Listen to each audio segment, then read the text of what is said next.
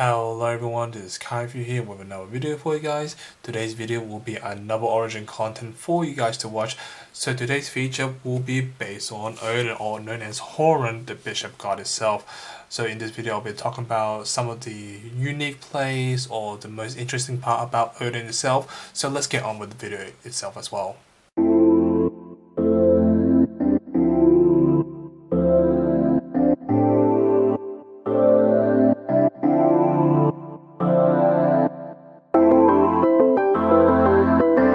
So Odin is from the Valhalla cluster for those who don't know. So in order to J activate it, it requires 6 resources. So 2 white, 2 black, and 2 colors. So it's a very late game ruler itself. So it requires 6 resources to play, so which is very hefty. So you have to time it correctly because 6 resources is quite a lot in Origin.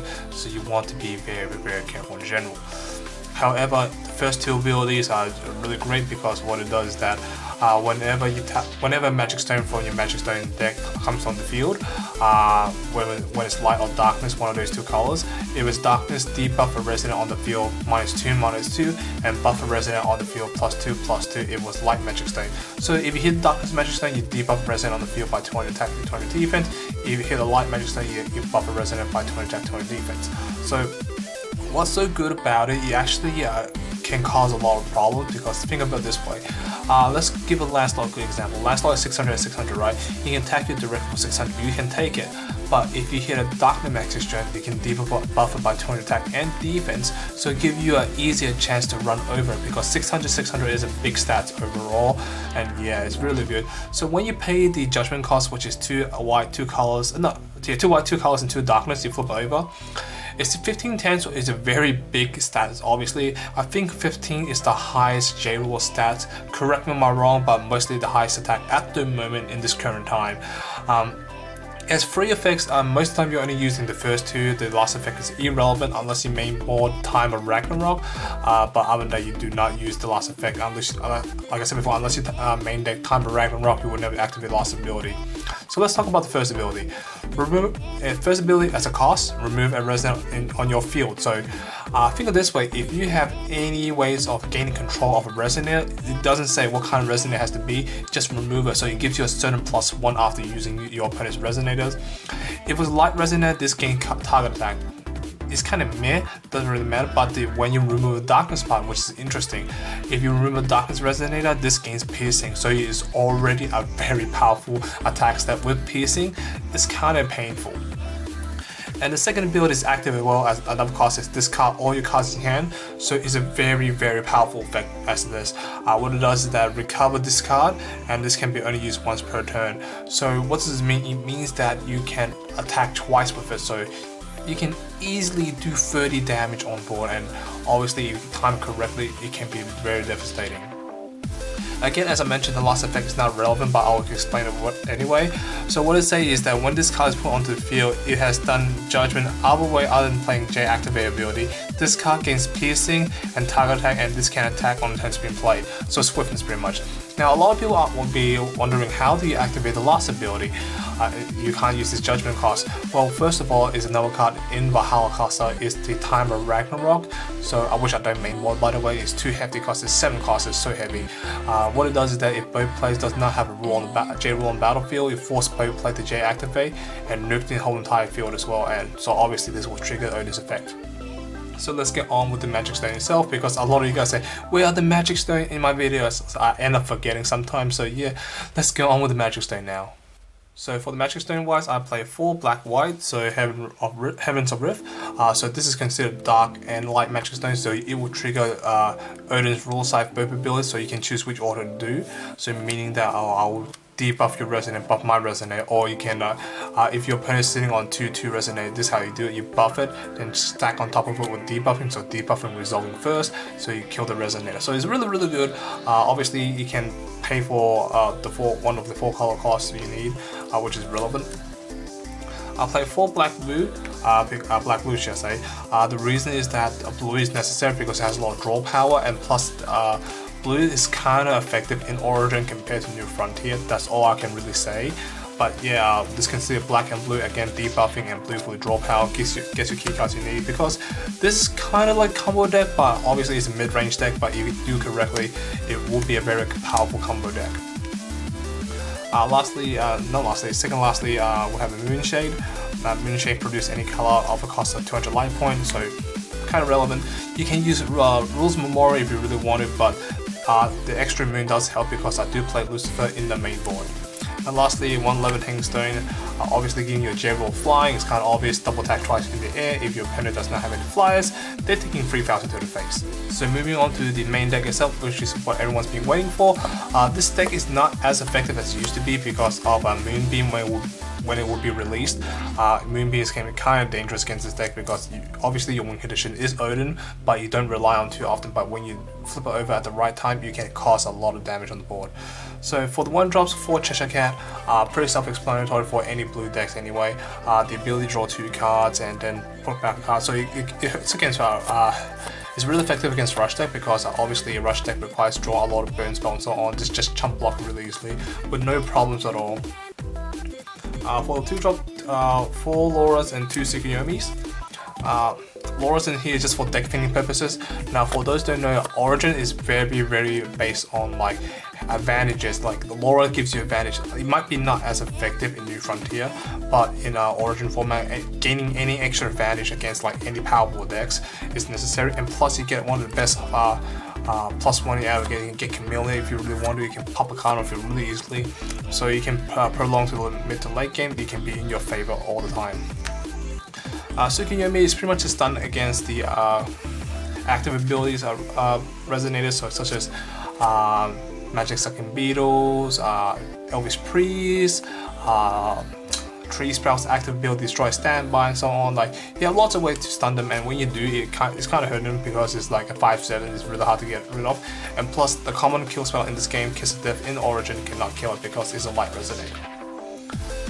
So moving on to the 3-drops, which I have 4 of. I played 2 Indigo Sirens and 2 Owls of the Guardian of Dimension. Indigo Siren is pretty good against rush deck, as I said before in my previous Origin video. I think it was Blue Wizard, pretty sure it was Blue Wizard. This card steals games because obviously taking control of 3 costs and below, which is huge in this game. Taking control of it, using against them. If it has swiftness, you can hit with them. If it has like some kind of powerful ability, use it against them, is really devastating. And it's a 0/6 as well, so it's really hard to get over as well. So unless you can kill it like with Flame Arrow or something like online. Alice the Guardian of Dimension, so pretty much she is just protecting all your resonator, especially protecting Indigo Siren and Tsukuyomi because they have really powerful effects, so you want to protect those. And plus it's flying, and it can be a potential removal spell if you necessarily need to. So 7/7, not too bad. You're already playing white anyways with the dual stones and so on, so I don't see why not play white with it. Next, go on the 4-drops. I play 4 Carmillas and 1 Lucifer. Now Carmilla's in here because it's a simple +1 card. Now you can actually get this card on the field on turn 3 if you have correct cards in your hand. So all you need is just have 1 key card and plus this card, you can actually get this on turn 3. Even turn 2 if you really want to, but turn 2 is not necessarily needed because turn 2 your opponent might not set up at that time, so you want to save your power cards later.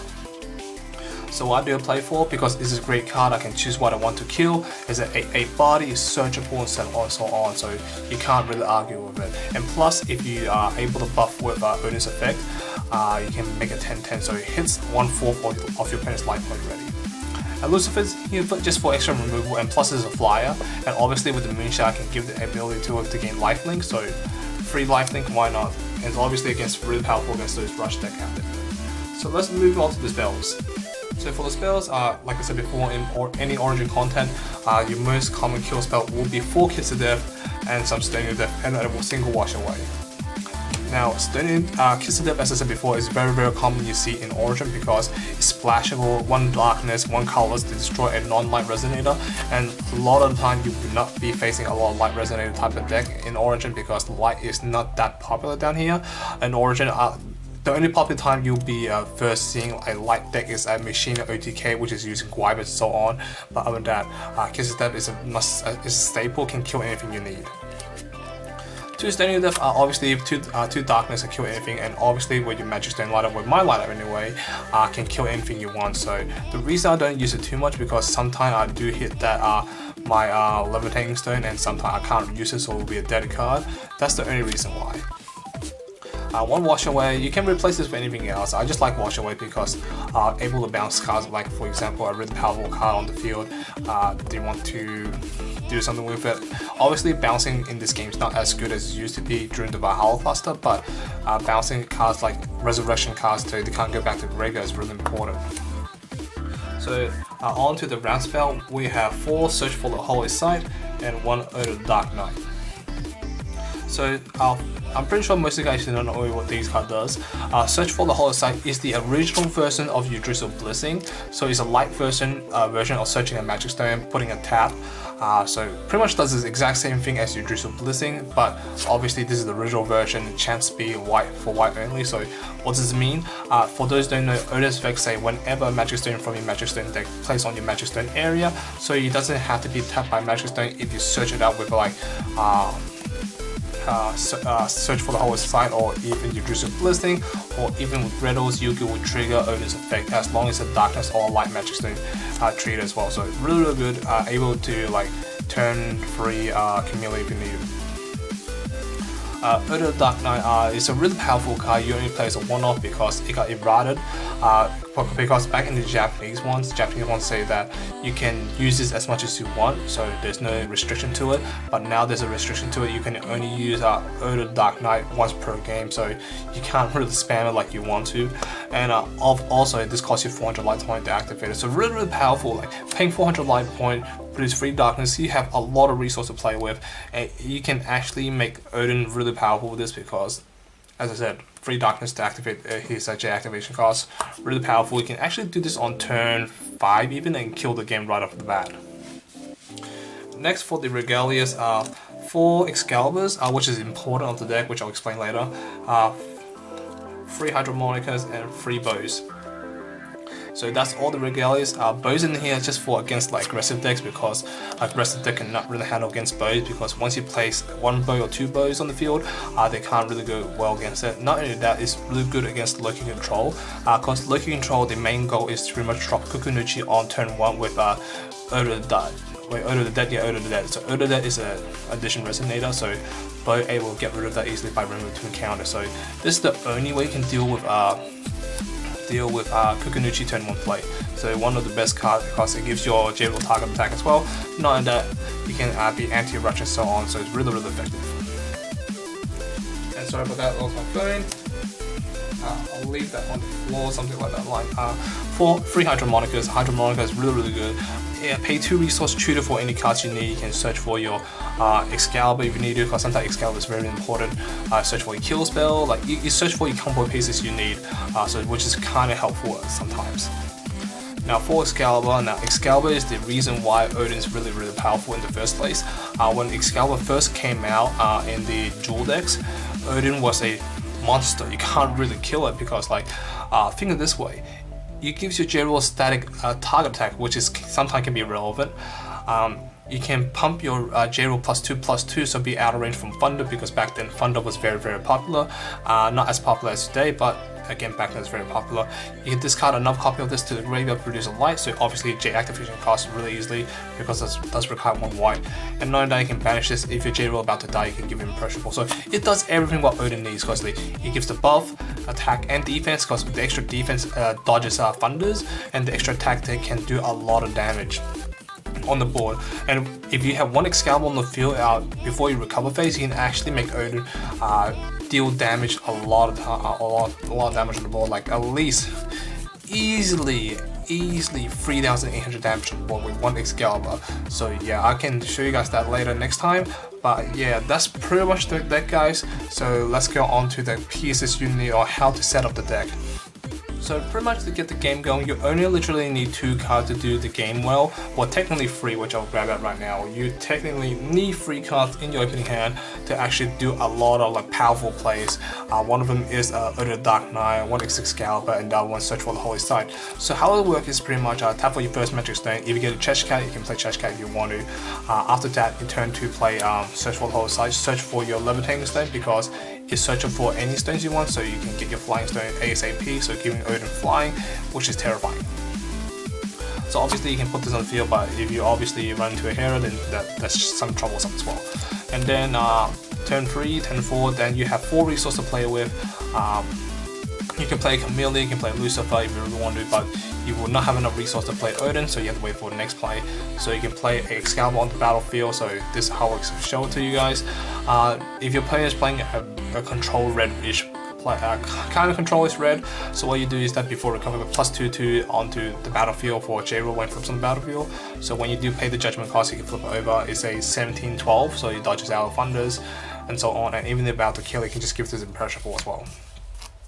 So now, back to your 5th turn now. On your 5th turn, or 6th turn, whatever it's called, you can, before recovery phase, tap for this, +2/+2, and then recovery, and then go to main phase again, +2/+2. So it's currently 1914, and if you have to search for the Holy Site, which I told you you should have, search for the Levitating Stone, give this guy flying, attack once, that's 19 damage directly on the board. Now you can discard your whole entire hand and then recover attack again. So that's 3,800 damage. So as long as you deal 200 damage, you win the game, or you have 2 Excalibur in play, and that's pretty much game. That's overkill already.